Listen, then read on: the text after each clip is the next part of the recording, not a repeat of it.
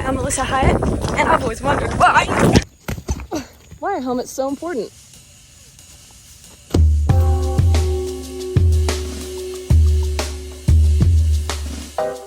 Humans have ridden horses for millennia. Nomads, Huns, cowboys, and I know what you're thinking. Why should I care about helmets if they never wore any? Welcome! My name is Professor Amygdala and this is my brain lab. Now you probably know that your brain isn't hard, like bone, it's squishy. But when the brain gets injured, it doesn't bounce back like jello. The consistency of the brain is more similar to the texture of butter. If injured, the brain matter can reorganize and form new neural pathways to compensate for the area that was damaged, but damaged brain cells don't regenerate. A concussion can occur from a jolt or bump or a blow to the head. Wait, what's a concussion? Your brain isn't completely stationary in your head. It's suspended in your skull by cerebrospinal fluid that protects your delicate tissue from gravity, acting as a cushion. A concussion is when your brain experiences a sudden jolt of force or comes to a sudden stop. When that happens, your brain gets jerked around in the cerebrospinal fluid, hitting the walls of the cranium, causing bruising or bleeding. How serious is a head injury to a child? Head injury or traumatic brain injury can be anywhere from devastating to deadly, really depending on the severity of the actual injury. In children, you have to remember, less than 14 years of age, their skulls are much thinner than they are once you get to be older. They also have really a larger head size in comparison to the rest of their body. And so when they do fall or experience any type of injury, usually the head is what takes the force. And really, like other parts of our body, which, you bump your arm, it can swell, it can bruise, our brain really lacks the ability to do that. Once we have swelling and broken vessels inside of our brain, it can lead to really devastating consequences. How do head injuries affect future growth and development in children?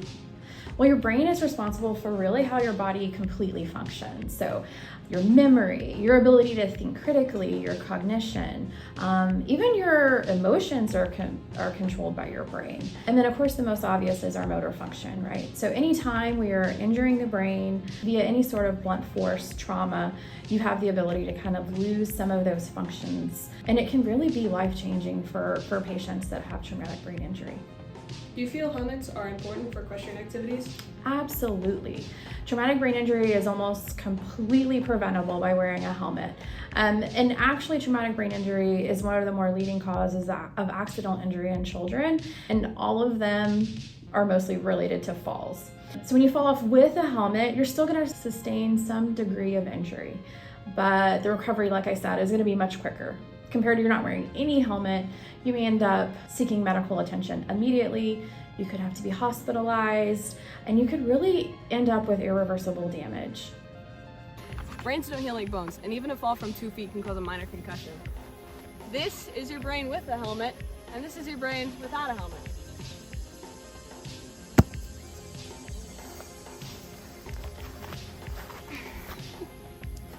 Yeah, that's not great. Now we're gonna do the with helmet one. This is an old helmet. So do the same thing.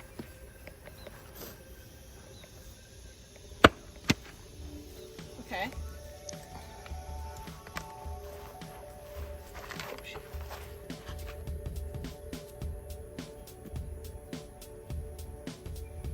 Can't I just wear a bike helmet? While bike helmets protect your head to an extent, they only protect your head from forward-facing falls. A few brands of helmets in circulation have this amazing technology called MIPS that has a shell on the inside that moves up to an inch or two. It assures that your spine doesn't sustain the entirety of the impact, saving your neck, literally. Horses are gentle creatures, but they're prey animals, so that means they perceive things differently than we do.